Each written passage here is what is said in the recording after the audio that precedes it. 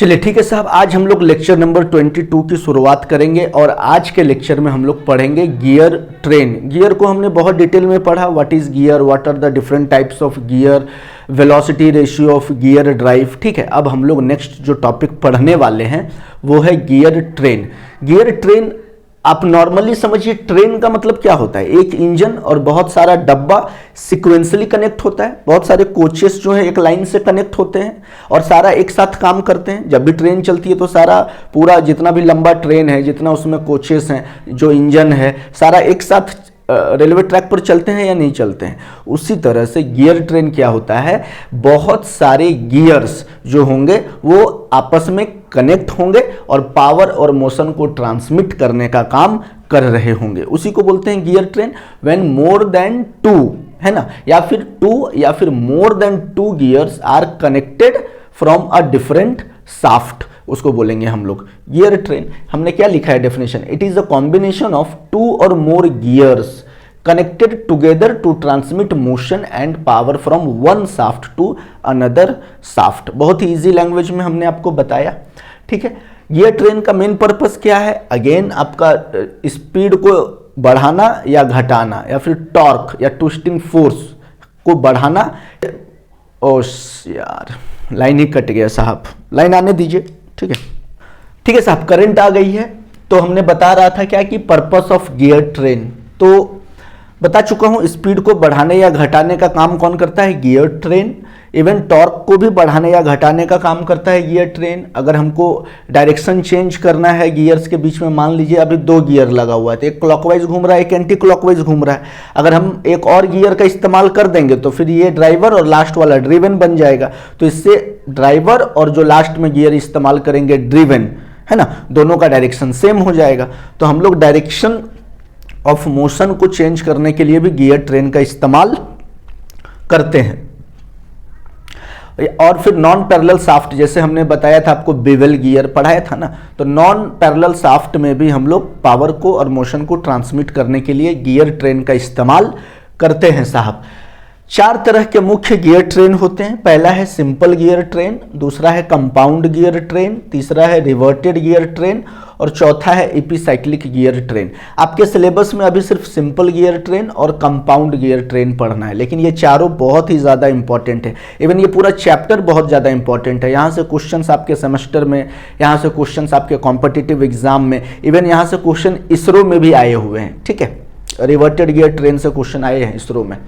सबसे पहले पढ़ेंगे simple gear train. Simple gear train उससे बोलते हैं जहां पर एक शाफ्ट में एक ही आपका गियर कनेक्ट होगा, फिर दूसरे शाफ्ट में दूसरा गियर कनेक्ट होगा और ये दोनों गियर आपस में मेश्ड होंगे। मेश है ना, देखिए इसके लिए, यानी कि ये ड्राइवर गियर है, इसके लिए ये अलग से शाफ्ट है, ये ड्रिवन गियर है, ये हमने बस दिखाने की कोशिश की है। अंडरस्टूड, ये सारा एक सीक्वेंस में कनेक्ट होता है। तो ये ड्राइवर गियर है, ये ड्रिवन गियर है। ठीक है, इसका नंबर ऑफ टीथ T1, इसका T2, इसका स्पीड N1, इसका स्पीड N2, इसका पिच सर्कल डायमीटर D1, इसका पिच सर्कल डायमीटर D2। बार बार बताने की जरूरत नहीं है ना।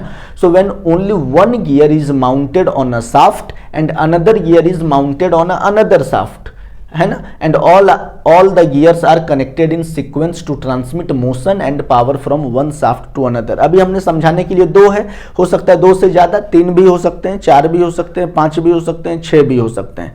ठीक है, लेकिन मिनिमम कंडीशन क्या है, दो या दो से अधिक गियर अगर कनेक्ट होंगे अलग अलग शाफ्ट से और सारे शाफ्ट का जो दांत है वो आपस में मेश्ड होंगे, है ना, तो ऐसे टाइप के गियर को हम लोग बोलते हैं गियर ट्रेन। बात समझ में आ गई साहब, इसको आप लिख लीजिए। उसके बाद हम लोग सिंपल गियर ट्रेन का वेलोसिटी रेशियो पढ़ेंगे। अभी तो वेलोसिटी रेशियो हम बता ही चुके हैं। इसका वेलोसिटी रेशियो क्या होगा, N1/N2 is equal to T2/T1 और N1/N2 is equal to D1/D2। अभी तो जस्ट समझाए हैं। तो सिंपल गियर ट्रेन का भी वेलोसिटी रेशियो साहब आपका वही हो जाएगा, N1/N2 is equal to T2/T1। पहले आप इसको लिख लीजिए, फिर हम आपको समझाते हैं। ठीक है, velocity ratio of simple gear train बहुत ही आसान है, ये अभी हमने बताया था। बड़ा वाला ड्राइवर गियर, छोटा वाला ड्रिवन गियर। N1 इसका स्पीड है, N2 इसका स्पीड है, T1 इसका दांत है, T2 ड्रिवन का दांत है। T1 pitch circle diameter driver का है, D2 pitch circle diameter driven का है। तो हमने लिख दिया है N1 N2 T1 T2। तो वेलोसिटी रेशियो पढ़ाया था speed of driver gear by speed of driven gear, और ये इन्वर्सली प्रोपोर्शनल होता है किसके, नंबर ऑफ टीथ का। तो वेलोसिटी रेशियो इसका क्या हो जाएगा, N1 by N2 is equal to T2 by T1। अगर मान लीजिए हम 2 से ज़्यादा गियर का इस्तेमाल करते हैं, तो हमने एक आइडल गियर का इस्तेमाल किया है ना, तो ये है आपका आइडल गियर या आइडल गियर जो बोलिए आप। तो बीच में है आइडल गियर, ये है आपका ड्राइवर गियर, ये है ड्रिवन गियर। इसका इस्तेमाल हम लोग 2 चीज़ों के लिए करते हैं, है ना। आइडल गियर का इस्तेमाल 2 चीज़ों के लिए करते हैं साहब। एक तो हमारा सेंटर डिस्टेंस बिटवीन ड्राइवर और ड्रिवन के बीच में जो सेंटर डिस्टेंस है, इसको बढ़ाने के लिए इसको बोला जाता है साहब सेंटर डिस्टेंस। इसका दूरी और इसका दूरी के बीच में जो डिस्टेंस है इसको बोला जाता है सेंटर डिस्टेंस। अब यहाँ पर तो सेंटर डिस्टेंस मान लीजिए इतना है, लेकिन यहाँ पर सेंटर डिस्टेंस ज़्यादा है ड्राइवर और ड्रिवन के बीच में, है ना। तो ये किसके चलते संभव हो पाया है, सेंटर डिस्टेंस ज़्यादा किसके कारण हो पाया है, आइडल गियर के कारण हो पाया है। बात समझ में आ रहा है ना। तो आइडल गियर का काम तो पहला है centre distance between the driver gear and driven gear को बढ़ा देना, और दूसरा आप यहां पर अगर देखिएगा तो ये अगर क्लॉकवाइज घूम रहा है तो ये एंटी क्लॉकवाइज घूम रहा है, लेकिन यहां पर देखिए अगर ड्राइवर क्लॉकवाइज घूम रहा है तो ड्रिवन गियर भी साहब क्लॉकवाइज घूम रहा है। ये 2 बहुत ही इंपॉर्टेंट जो है पॉइंट है आइडल गियर को लेके। पहला, ये centre distance between driver and driven gear को बढ़ाता है, और दूसरा ये ड्राइवर और ड्रिवन गियर का जो रोटेशन है वो उसको सेम डायरेक्शन में बदल देता है आइडल गियर। बात समझ में आया ना। तो आप यहां से एक और चीज समझ सकते हैं कि अगर नंबर ऑफ गियर्स इवन होंगे, यहां पर कितना गियर है, 1 2, अगर नंबर ऑफ गियर्स इवन होंगे तो आपका डायरेक्शन एक क्लॉकवाइज होगा और एक एंटी क्लॉकवाइज होगा। लेकिन अगर नंबर ऑफ गियर्स ऑड होंगे, यहां ऑड मतलब 1 2 3 और 3 इज एन ऑड नंबर, है ना। तो जब नंबर ऑफ गियर्स ऑड होंगे तो ड्राइवर गियर और ड्रिवन गियर का जो मोशन होगा वो सेम डायरेक्शन में होगा। बात समझ में आ गई ना साहब। अब इसका हमने वेलोसिटी रेशियो अगर मान लीजिए निकालना है, क्योंकि ये भी तो एक तरह का सिंपल गियर ट्रेन है, ये अलग अलग शाफ्ट से कनेक्ट है ना, और ये तीनों आपस में मेश्ड है। आगे बताएंगे कि मेशिंग के लिए सबसे इंपॉर्टेंट पैरामीटर जो होता है वो मॉड्यूल होता है, यानी मॉड्यूल यानी एम, मॉड्यूल यानी D by T, pitch circle diameter by number of teeth, ये इक्वल होना चाहिए गियर्स का, तभी ये मेशिंग हो सकती है। ठीक है, वो अलग कॉन्सेप्ट है, बाद में बताएंगे। अब देखिए हम लोग जब भी वेलोसिटी रेशियो निकालते हैं तो ड्राइवर बाई ड्रिवन का, यहाँ पर ड्राइवर ये है ड्रिवन ये है, लेकिन ये तो डायरेक्टली मेश्ड नहीं है। तो जब भी वेलोसिटी रेशियो को कैलकुलेट करेंगे साहब तो सबसे पहले देखेंगे कि N1 किसके साथ मेश है, N1 N2 के साथ मेश है, या जो गियर नंबर 1 है ये गियर नंबर 2 के साथ मेश है। तो इसीलिए सबसे पहले हमने क्या लिखा, N1 बाई N2, और फॉर्मूला क्या होता है, टीथ के रिस्पेक्ट में इन्वर्सली प्रोपोर्शनल, तो N1 by N2 equal to T2 by T1, ये नंबर 1 लिख सकते हैं। अब 2 किसके साथ मेश है, 3 के साथ मेश है, तो अब लिखेंगे N2 by N3 is equal to T3 by T2, है ना।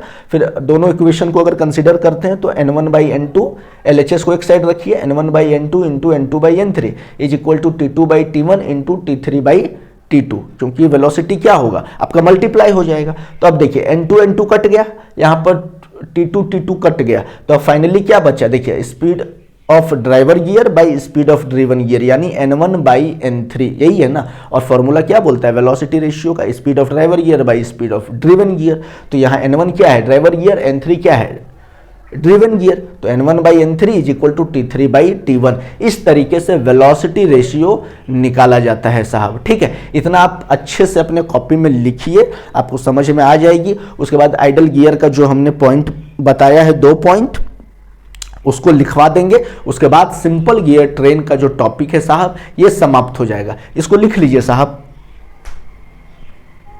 ठीक है, आइडल गियर अभी हमने आपको समझाया था, लिख दिया है। Idle gear are used for 2 purpose. पहला है when the centre distance between the 2 shaft has to be large, जब हमको सेंटर डिस्टेंस 2 शाफ्ट के बीच में या फिर ड्राइवर और ड्रिवन गियर के बीच में बढ़ाना हो, तब हम लोग इस्तेमाल करते हैं आइडल गियर का। या फिर जब हमको डायरेक्शन ड्राइवर और ड्रिवन गियर का सेम चाहिए या अपोजिट चाहिए, तब हम लोग इस्तेमाल करते हैं आइडल गियर का या इडल गियर का। ठीक है, when the number of idle gear are odd जैसे 1 होगा, 3 होगा, 5 होगा, then the direction of driver and driven gear are same. ये पहला केस है, समझिए। ये आपका ड्राइवर गियर है, ये ड्रिवन गियर है, ये इडल गियर है। इडल गियर का भी संख्या कितना है? 1 है ना। तो जब हमने बताया था कि ऑड होगा, एक तो ऑड नंबर, तो डायरेक्शन कैसा होगा? ड्राइवर और ड्रिवन गियर का सेम होगा। अब देखिए, ये इस डायरेक्शन में क्लॉकवाइज है, तो ड्रिवन गियर भी क्लॉकवाइज है, सेम डायरेक्शन में है ना। लेकिन सेकेंड केस क्या कहता है? But when the number of idle gear are even, यहां पर देखिए 1 2, अब 2 है, 2 कैसा है? इवन नंबर है, तो क्या होगा? Then the direction of driver and driven gear are opposite. अब ये देखिए, ये क्लॉकवाइज घूम रहा है, तो ये किस डायरेक्शन में घूम रहा है? एंटी क्लॉकवाइज घूम रहा है। बात समझ रहे हैं ना? ये क्लॉकवाइज तो ये एंटी क्लॉकवाइज, दोनों अपोजिट डायरेक्शन में घूम रहा है ड्राइवर और ड्रिवन गियर। तो यही काम है आपका आइडल गियर का या इडल गियर का। बात समझ में आ गया? देखिए, इडल गियर पावर को ट्रांसमिट नहीं करता है साहब। इडल गियर का काम पावर ट्रांसमिशन में नहीं है, लेकिन इसका बहुत ज्यादा योगदान है डायरेक्शन को सेम करने के लिए और सेंटर डिस्टेंस को बढ़ाने के लिए। ठीक है साहब, इसको आप लिख लीजिए। और यहां पर जो है आपका सिंपल गियर ट्रेन का जो टॉपिक है वो समाप्त होता है। हमने आपको बताया what is simple gear train, velocity ratio क्या होती है सिंपल गियर ट्रेन की, आइडल गियर क्या होता है, कैसे निकाला जाता है वेलोसिटी रेशियो, डायरेक्शन कब हम लोग सेम कर सकते हैं, कब डायरेक्शन अपोजिट कर सकते हैं ड्राइवर और ड्रिवन गियर का। ठीक है साहब, इस लेक्चर को हम यहीं पर समाप्त करते हैं और अगले लेक्चर में हम लोग कंपाउंड गियर ट्रेन के बारे में पढ़ेंगे। ठीक है, तब तक आप बहुत बढ़िया से नोट्स को बनाइए, इसको घर में रिवीजन कीजिए, पढ़िए, है ना। और जो भी डाउट हो आप कमेंट सेक्शन में आप पूछ सकते हैं। ठीक है साहब, आप अपना ख्याल रखिए और मुझे दीजिए इजाज़त। जय हिंद।